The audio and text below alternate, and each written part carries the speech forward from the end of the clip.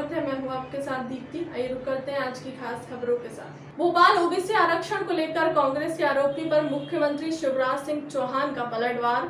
सब कुछ कांग्रेस का किया धरा है। कमलनाथ की SC/ST एक्ट वर्ग को लेकर राज्यपाल से मुलाकात को लेकर सीएम का बयान। प्रदेश में सभी के साथ समानता का व्यवहार है, सभी सुरक्षित हैं। जितना नुकसान कांग्रेस ने अनुसूचित जाति जनजाति या पिछड़ा वर्ग हो उनका किया है, कोई कर ही नहीं सकता। अब पिछड़े वर्ग को केवल वोट बैंक के लिए अध्यादेश जारी कर दिया गया और बाद में इन्हीं ने स्टे करवा दिया। इन्हीं के रहते हुए स्टे हुआ कोर्ट में।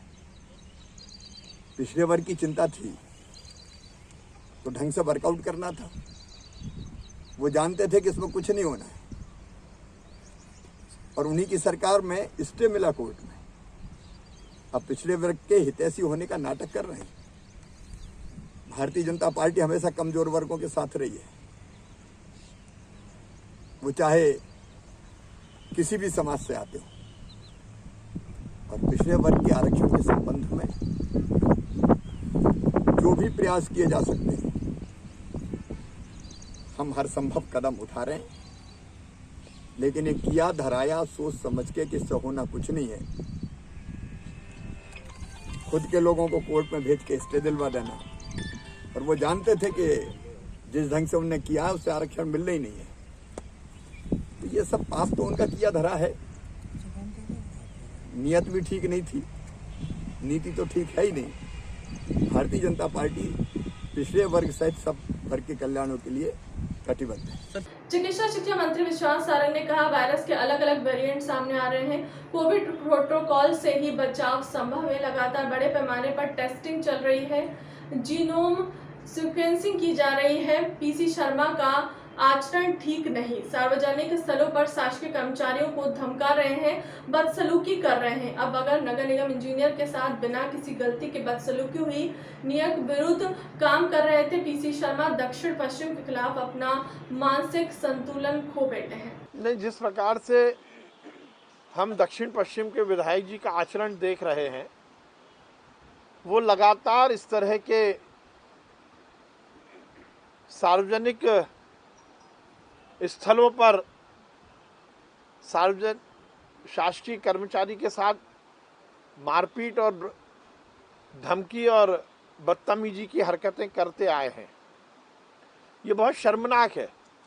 कोरोना का जब पीक था उस समय उन्होंने और उनके साथ गए गुंडों ने JP अस्पताल में भी इस तरह की हरकत की थी, और उसके बाद डॉक्टर्स स्ट्राइक पर गए थे। और अब इंजीनियर के साथ, नगर निगम के इंजीनियर, और उसमें कोई मामला नहीं है। इंजीनियर ने बेचारे ने कोई गलती नहीं की। आप अपनी विधायक निधि का दुरुपयोग कर अपनी फोटो चमकाने के लिए गेट लगा रहे हो, जबकि पहले ही कोर्ट कह चुका है कि इस तरह की विधायक निधि या सांसद निधि का उपयोग गेट बनाने में नहीं किया जा सकता। और जब नगर निगम में रुकवाया तो उस इंजीनियर के साथ मारपीट करना ये बहुत ही दुर्भाग्यपूर्ण है। इंजीनियर अपनी मेहनत के साथ सभी व्यवस्थाओं को चुस्त दुरुस्त करने में लगे हैं। राजधानी से हवाई यातायात सामान्य होने लगा है। इंडिगो ने अपनी बंद हो चुकी अहमदाबाद और आगरा उड़ान फिर से शुरू करने का निर्णय लिया है। 1 अगस्त से दोनों उड़ानें प्रारंभ हो जाएंगी। इसी दिन से एयर इंडिया की पुणे उड़ान शुरू हो गई है। इससे भोपाल के यात्रियों को सुविधा हो जाएगी। कोरोना संकट के कारण इंडिगो ने अहमदाबाद, आगरा, बेंगलुरु, लखनऊ उड़ान बंद कर दी थी। दिल्ली मुंबई रूट पर भी उड़ानों की संख्या कम कर दी थी। बेंगलुरु उड़ान पुनः शुरू कर दी गई है। 16 जुलाई से मुंबई रूट पर सुबह की उड़ान भी शुरू हो जाएगी। 1 अगस्त से अहमदाबाद और आगरा रूट पर उड़ान मिलने लगी।